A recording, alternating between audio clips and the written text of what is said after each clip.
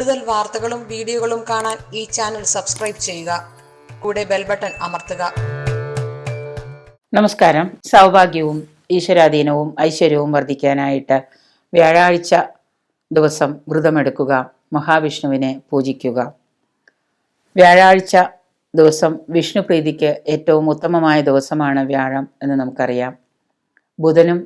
ബുധ ദശാകാലം ശുഭമല്ലാത്തവർക്ക് ബുധനാഴ്ച ദിവസവും, ഇനി ഏതെങ്കിലും തരത്തിൽ ധനധാന്യ സ്രോതസ്സുകളോ നമ്മുടെ മറ്റ് വ്യാഴത്തിൻ്റെ ഗോചരവശാലോ ജാതകവശാലോ ഒക്കെ വ്യാഴത്തിൻ്റെ അനിഷ്ടഭാവങ്ങളൊക്കെ ഉണ്ടെങ്കിൽ നമുക്ക് വ്യാഴാഴ്ച ദിവസം മഹാവിഷ്ണുവിനെ ഭജിക്കുന്നത്, കൃഷ്ണനെ ഭജിക്കുന്നത്, വിഷ്ണു വ്രതമെടുക്കുന്നതുമൊക്കെ വളരെ നല്ലതാണ്. എന്താണെന്ന് വെച്ച് കഴിഞ്ഞാൽ ഏറ്റവും ഉത്തമമായ ദിവസമാണ് വ്യാഴം എന്ന് പറയുന്നത്. തലേ ദിവസം വ്യാഴാഴ്ച ദിവസത്തിൻ്റെ തലേ ദിവസം ബുധനാഴ്ച വൈകിട്ട് കുളിച്ച് യഥാശക്തി പ്രാർത്ഥനയൊക്കെ ചെയ്ത് നമുക്ക് വ്രതം തുടങ്ങാം. കുളിക്കുക എന്ന് പറഞ്ഞാൽ രാവിലെ കുളിക്കുന്നവർ വൈകിട്ട് തല നനച്ച് കുളിക്കാത്തവർക്ക് മേല് കഴുകിയാലും മതി. അങ്ങനെ കുളിച്ച് സന്ധ്യയ്ക്ക് മുമ്പ് ഭക്ഷണമൊക്കെ കഴിച്ച് വിധിയാമണ്ണം നമുക്ക് വ്രതം ആരംഭിക്കാം. ഒരു നേരം മാത്രം വ്യാഴാഴ്ച ദിവസം ഒരു നേരം മാത്രം ഭക്ഷണം കഴിക്കുന്ന പതിവ് ആണ് വ്രതമെന്ന് പറയുന്നത്. ചിലവർ അന്നേ ദിവസം പൂർണ്ണമായിട്ട് ജലപാനം മാത്രം കുടിച്ചുകൊണ്ട് ചില വ്രതമെടുക്കുന്ന രീതിയുണ്ട്. നമ്മുടെ ആരോഗ്യ കാര്യങ്ങളിലുള്ള ശ്രദ്ധ, ആരോഗ്യം എങ്ങനെയാണ് എന്നതിനനുസരിച്ചിരിക്കും നമ്മുടെ വ്രതത്തിൻ്റെ ആ ഒരു ഉപവാസത്തിൻ്റെയും വ്രതത്തിൻ്റെയൊക്കെ രീതി.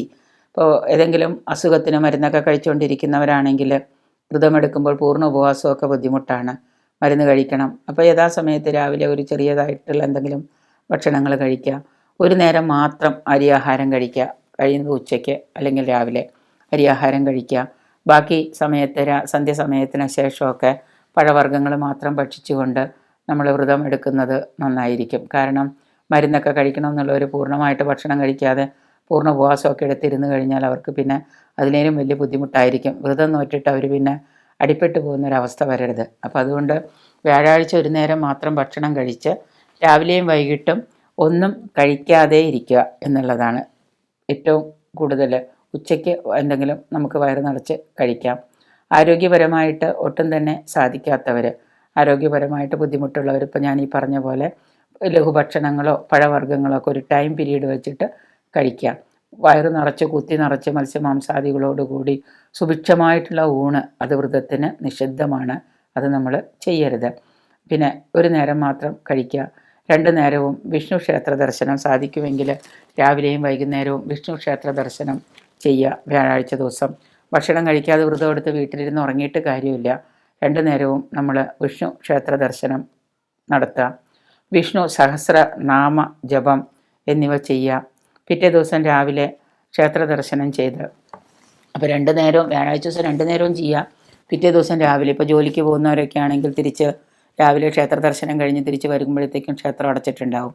അപ്പോൾ ഒരു കാര്യം ചെയ്യുക, പിറ്റേ ദിവസം രാവിലെ നമ്മുടെ വ്രതം സമാപിക്കുന്നതിന് മുമ്പ് വെള്ളിയാഴ്ച ദിവസം അതിരാവിലെ ക്ഷേത്രത്തിൽ പോയിട്ട് പിറ്റേ ദിവസം രാവിലെ ക്ഷേത്ര ദർശനം നടത്തിയിട്ട് അവിടെ നിന്ന് കുറച്ച് തീർത്ഥം, ക്ഷേത്രത്തിൽ നിന്ന് കുറച്ച് തീർത്ഥം വാങ്ങി തീർത്ഥം സേവിച്ച് ശേഷം നമ്മൾ വ്രതം അവസാനിപ്പിക്കുക. ഭാരണവീട് എന്ന് പറയും, ഭാരണവീടി വ്രതം അവസാനിപ്പിക്കുക.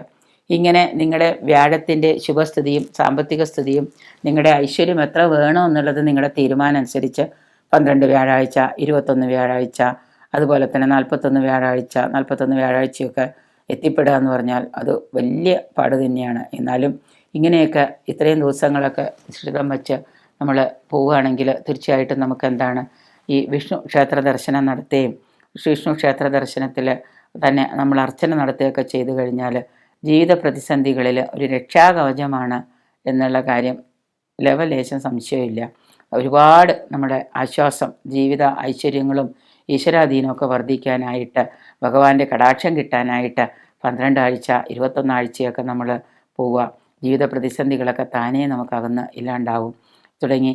അതുപോലെ തന്നെ ഈശ്വരാധീനം ലഭിക്കാനായിട്ട് 12, 18, 21 ആഴ്ചകളൊക്കെ നമ്മൾ പോവുകയും വ്രതം പാലിക്കുകയൊക്കെ ചെയ്യുന്നത് കൊണ്ട് നമ്മളുടെ ഈശ്വരാധീനം നിരന്തരം വർദ്ധിക്കുകയും നമുക്ക് അനുഗ്രഹങ്ങൾ ഭഗവാൻ വർഷിക്കുക തരികയും ചെയ്യും. അതുകൊണ്ട് തന്നെ നമ്മൾ കുറഞ്ഞതൊരു 12 ആഴ്ചയെങ്കിലും വ്യാഴം പിഴച്ചിരിക്കുന്നവർക്കും വ്യാഴം അശുഭസ്ഥിതിയിൽ ഗോചരം ചെയ്യുന്നവർക്കുമൊക്കെ ഒരു 12 ആഴ്ചയെങ്കിലും നമ്മൾ വിഷ്ണു ക്ഷേത്ര ദർശനം സ്ഥിരമായിട്ട് ചെയ്യാൻ നോക്കുക.